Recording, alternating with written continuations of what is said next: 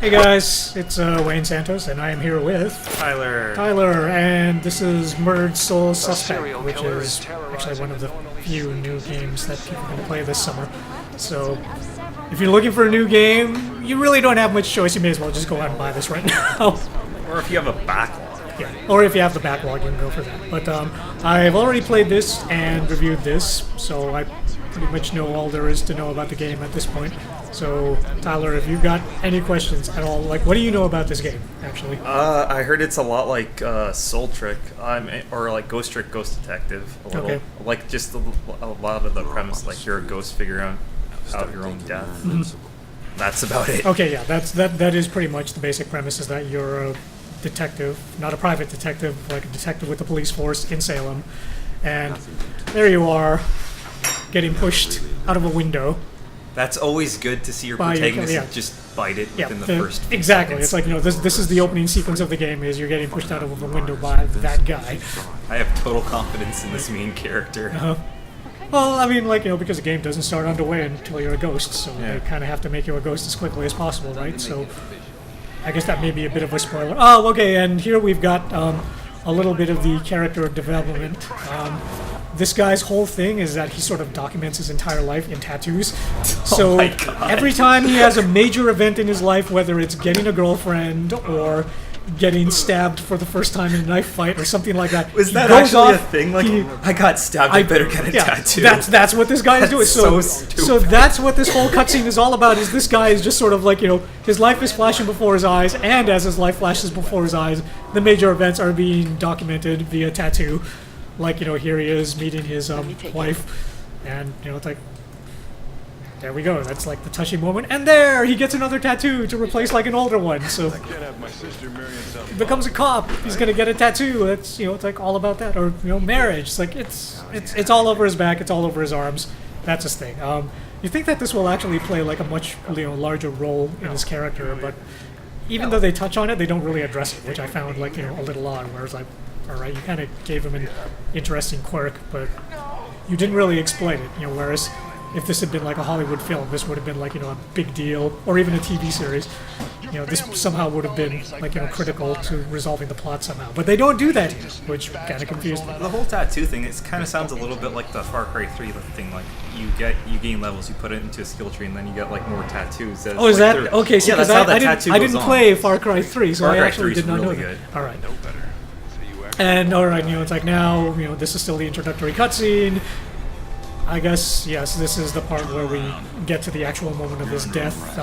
There's this guy, they're calling him the Bell Killer because he's been killing girls in Salem, and every time he does, he draws like a bell symbol somewhere on the crime scene.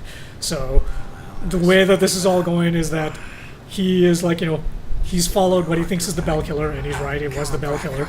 He, calls for backup, but backup is going to take too long to get there, so he just does what all smart cops do and go in by himself with no backup, thinking that this is going to be totally fine.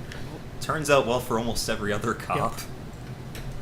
And okay, so now, I guess we're like back, and he's all confused, and he doesn't know that he's dead yet, so he's trying to get help from the apartment building. So let's see how this goes. Probably Does not he- well. No, it doesn't go very well for him at all. Damn it. Oh, wait, okay, yeah, see, he's not actually quite dead yet at this point. He's dying, Oh. which is why his pseudo-ghost form at this point can still interact with objects. Watch it, lady. And, of course, she's not reacting to him at all. She's reacting to the fact that his body is, like, just down there on the ground. Okay, now it's starting to sink in. There we go. It's finally starting to figure it out. Well, this is actually kind of interesting what happens next, and I guess, if I were, panicking about the fact that I might be dying, then I also might react the way that You do it like he's in LA reacting right Noir, now. like you can like play around with like the dead bodies. No, you cannot play around with the dead bodies. Oh, that was like a selling point of the game. Or pseudo selling point. Back in my body. See, so now because he's panicking about being dead, he's actually thinking, well, maybe if I just do like, the snow angel thing and just try and match my body then maybe I'll be able to. Seems like a sound plan. Did that do it? You're like way off to the left. Get there. Then let's try. How about that? No. This is so hard to see with the backlight. There we go. Okay, he's got his leg back in.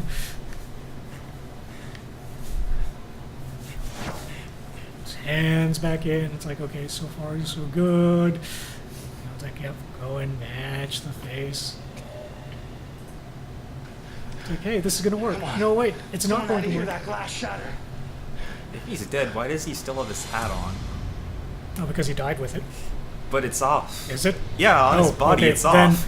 Then I guess the only way that we can rationalize this away to ourselves is that whole Matrix thing of residual self-image, where it's like how you picture yourself is like how you're going to form yourself in another reality. And there, okay, now he was dying, now he's dead because he just got shot with his own gun, which apparently we find out later his mother gave to him. That's always a good. Which kind of makes you wonder exactly what Pretty kind of radical what kind of graduation what present. kind of family do you have? Oh, and here's the full-on transformation now, where he is officially dead and a ghost, and you can tell because now he becomes pale. So there we go. Transformation is complete. He is now officially a ghost, complete with bullet holes.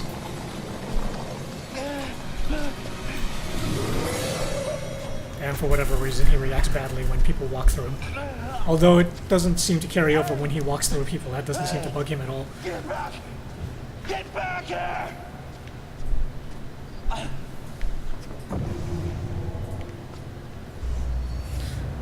Okay, and now with that, the actual game gets underway. Now, I know that this is going to turn off a lot of people, but I actually like the fact that I played this entire game without once ever picking up a gun and shooting someone. Because, Wait, how do you pick up a gun and shoot someone if you're a ghost? well, see, exactly. I mean, that is the one thing that they did where it's like, well, you're a ghost, so we're not going to let you do that. But, it's like, it's just, I have to admit, I'm getting a little oversaturated on all the shooty that's going on in game. So I did find it a nice change of pace that, this one is different. Oh, okay. There's his wife. She's literally at the light at the end of the tunnel, except that, at this point there's a problem because she basically tells him, well, I'm okay and all sorted out and I'm here. Presumably they're talking about heaven. But of course he's got unfinished business and he can't quite go yet. And he's got to figure out what that unfinished business is. Now, I wonder what it could be if you were, like, cruelly murdered by somebody. What could your unfinished business possibly be as a ghost detective? Like, what could you possibly be expected to He do? probably forgot his laundry. Yeah, that's probably it. He left the gas on, with the stove or something like that. So he just goes home and finds somebody to turn the gas off on the stove. He has to write down a memo and ask someone to feed his cat. But, it's like, as much as, like, I'm kind of making fun of bits and pieces of the plot, one thing I do have to give credit to is the actors here actually did do a decent job. Like, Are there any, like, noteworthy actors in it, or is it just voiceover? It's, I guess you would say that's the usual suspects when it comes to, like, voiceover actors. There's, like, they don't have Kevin Spacey in here, for example, the way that the Call of Duty guys do. 2 out of 10. Yeah, so Sealed game. No Kevin Spacey. It's automatically a 2 out of 10. Yeah. Oh, all right. That's we just have like the Kevin Spacey-o-meter. That's it. Or So basically, Call of Duty is like the only game then that Yeah, actually it's- doesn't get a 2 out of 10 from you. Then. it gets an 11. Okay. Please don't leave me again. So every single game that you've played up until now has been 2 out of 10. Before I because- compared it to the Nicolas Cage meter, but every game just got a 0, so Okay. I had to. Don't leave Oh, me! yeah, that's pull right. back the Nicolas standards a little bit. Cage is not. Damn In, it. he's never put in an appearance in any game, has he? No. Has there ever been a Ghost Rider game where he agreed to do the voicing? I don't think so. I think it's all just generic Because voices. I would actually think that a Ghost Rider game would work pretty well, all things considered. I think the last Ghost Rider game came out like on the GameCube, PS2, Xbox, Oh, and it was God. just alright at best. All right. Like it was vanilla God of War. They didn't have him like tearing around on a motorcycle. Yeah, and you had stuff. the It's- motorcycle stuff, but like a lot of it was just character you hear me? action stuff. Okay, well, this is mostly just character stuff. It's like now Lady, he's still getting to please. grips with, his ghostly abilities or lack thereof. Basically his inability to interact with people and things in the real world. But he does actually get some ghostly abilities that let him do stuff. One of the and it's not even clever. It's just logical. It's like, one of the things that I found so hilarious about this game is that the one technical glitch or flaw that people complain about most in video games is actually kind of a requirement for this game. And it's like, that is the fact, it's like clipping. Usually when you're walking through objects in games and all that, everybody is like, oh man, that's so cheap. There's like poor collision detection. It's totally broken here. Whereas here, it's like, yeah, you can just like, walk through stuff and it doesn't matter. I mean, it's like people would be angry. Yeah, apparently could have walked through that plant here. Yeah. But it's like, yep, all right, it's like, yeah, collision detection is clearly not working here because you're a ghost, so it shouldn't be working. Although it's very weird because they also rationalize it away with the environment. Strong memories have actually left like psychic residue on the environment in the form of things like the wagon and this fence over here. It's like that mortal living people don't actually see these objects, only ghosts see them. And because the ghosts see them, these are solid for them. They can't actually walk through ghostly objects. That's pretty cool. They can only walk through like living man-made everyday objects. So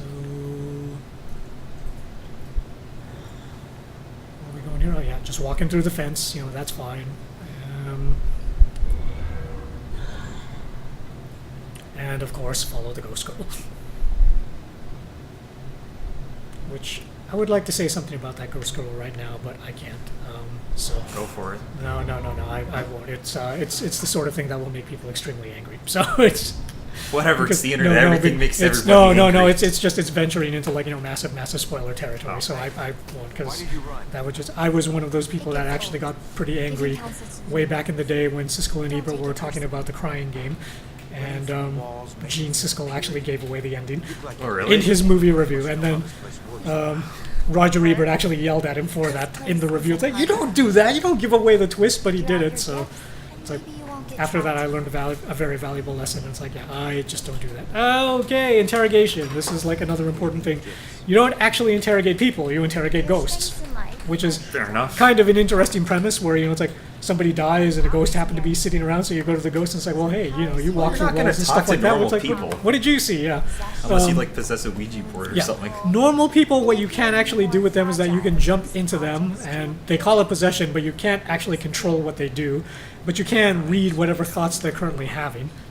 And if you're really lucky, you can sort of like pour through some of their most recent memories and kind of like put that to the forefront of their mind's eye to get them to think about that in particular, so that you can dig up clues about whatever it was that just happened. So there are a lot of interesting investigative abilities that a normal detective is not going to have that you can do as a ghost.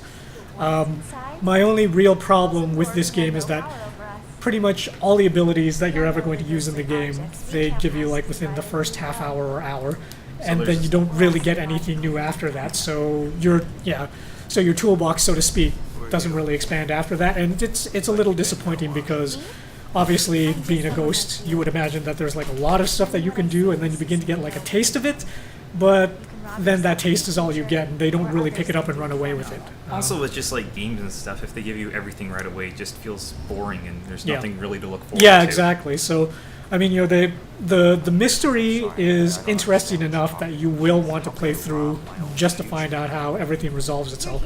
I've got really no issues with the story. I'm just a bit disappointed that the gameplay was not as developed as the story itself was.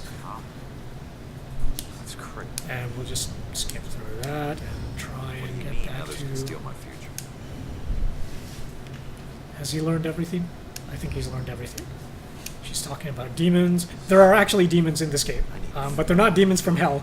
Apparently, they are ghosts who have been around so long that their identities have actually just decayed, and they're now basically just psychic monsters that run around trying to devour the souls of other ghosts. That's kind of a cool idea. So yeah, it is kind of a cool idea, and here's where the demons come from, are these portals with the grabby hands and all that. So there is a slight element of combat to this game. You don't shoot anything, and you don't actually even punch anything. If you run into one of these demons and the demon actually sees you, all you can do is run away from them. You stand no chance. Kind of like survival horror. Yeah, but if you can, and this is where it gets a bit odd, if you can sneak up behind a demon, then you can instantly take them out with a stealth kill. They just Can you shiv him like in The Last of Us? no, you can't. Oh, No. It's Yeah, disappointing. there is no shipping of ghosts. So no, that doesn't work. No wait, I just came from there, so now I gotta figure out where it is that I'm supposed to be going. Oh, I guess I'm supposed to be going through here. Is that the original way that you came through? Oh, you There's might be goop right. on that. Yeah, it's like that goop indicates when a ghost has actually walked through something. So it's like, you know, ghosts. Ectoplasm. Yeah, ectoplasmic residue. Yeah, so ghosts leave footprints of sorts.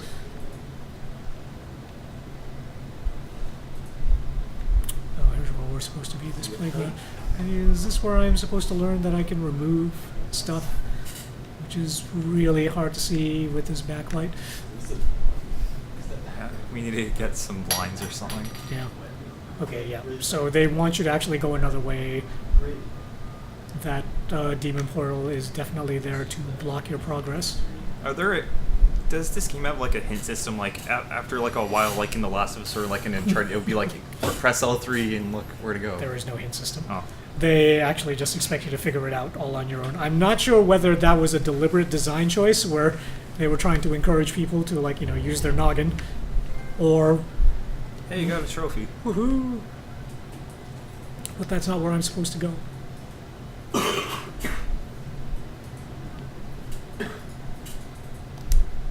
Oh, maybe I was supposed to go here. I guess I was supposed to go here. It's going to a cutscene. So, is this? This is the investigation portion. Yeah. Okay. So, the cops have finally arrived. They're checking out the body. They're doing all the usual crime scene construction stuff. And now I will skip this, except that I can't because I think the game is actually loading or installing something. How does the investigation portion work out? Yep. Well, we're going to get into that right now. Part of it is just the usual detective stuff, like you've seen in, like, you know, LA Noire or Heavy Rain, where you literally just pixel hunt around the environment. You just looking wait around for clues. that little ding sound.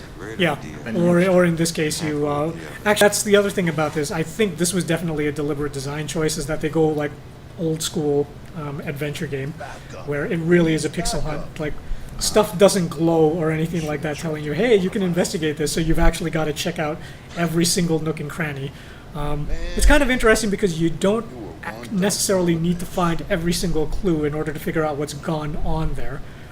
You can do it for the sake of completion and for trophies, obviously, but the game will actually say, okay, you've actually investigated enough that you can piece together what happened just from what you've gathered so far, and it'll let you take that shortcut if you're in a hurry. That's good. So I do like if, that, If, yeah. if it was like the pixel hunt and like, oh, you need to find everything, that would Yeah, no, seem like it'd be you a don't lot have to more do that, annoying. yeah.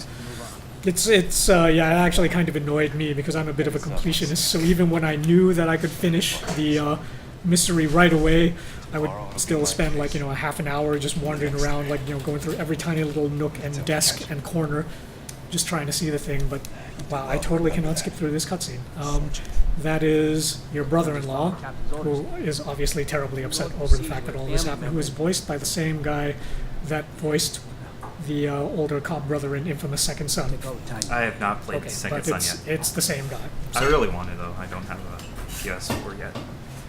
Well, if you've got a PS3, you can play this right now. It was originally supposed to be only like PS3 and Xbox 360, but then they announced a few months later that it was coming to the PS4 and the Xbox One. Although anybody who's actually looking at the screen capture can tell immediately that they did not optimize the hell out of this. I mean, like, compared to Tomb Raider Definitive Edition, which looks way, way better, you know, they really did not fine-tune this to make sure that it looked the best it possibly could on the PS4. Okay, there we go. Start the investigation. Wait, he's also a ghost, but he has ghost cigarettes too. Yep, residual self-image. He never stops smoking those things. He's always constantly smoking them as a ghost. It's like he's trying to outsmoke Solid Snake. Well, he can totally do it now because he's dead, so he never has to stop. Whatever. He's got an infinite supply of ghost cigarettes. I gotta see if we found any leads that I don't already know about. Okay, so the first, most obvious thing is investigate the body.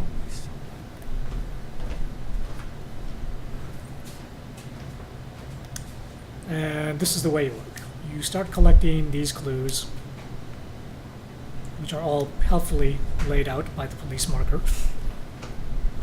Are they like that like later on in the game? Like you have to wait until like police come and like put down the little markers. Nope, you don't. It's only for this one because it's like, well, At the obviously, tutorial. Yeah. Yeah. Later on, you just you got to figure it out on your own. It's like especially when people have just died and it's like the cops haven't even arrived yet.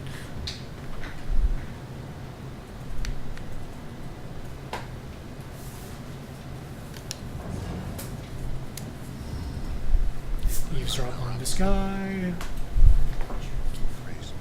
Couldn't you just eavesdrop by not possessing? Like, that seems. You would think, wouldn't you? Yeah, if you can hear people Yeah. normally, like you can just walk up beside them.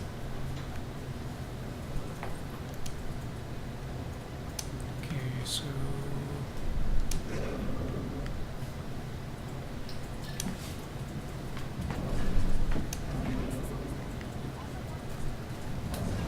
I cannot influence that guy. Let's try this dude over here. No, nothing. Glad I wasn't here when it was happening.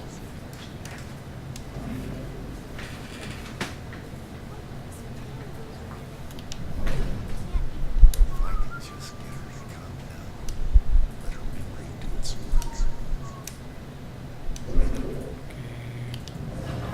Yes. Okay. Influence. Try that. Okay. So the way this works is the option will come up to like influence a person's thoughts, and all of the clues that you've gathered so far will appear. So you've got to pick what you think is the most relevant one to jog their memory, which in this case will probably be my death. No, it was not my death. Okay. So a little like Phoenix Wright-ish. Yeah.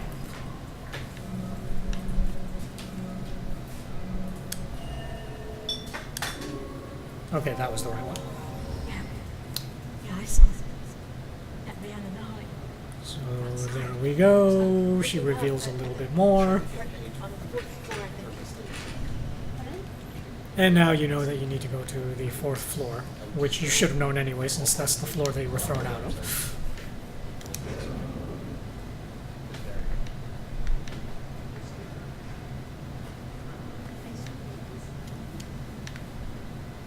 Okay, so I guess we'll leave it at that.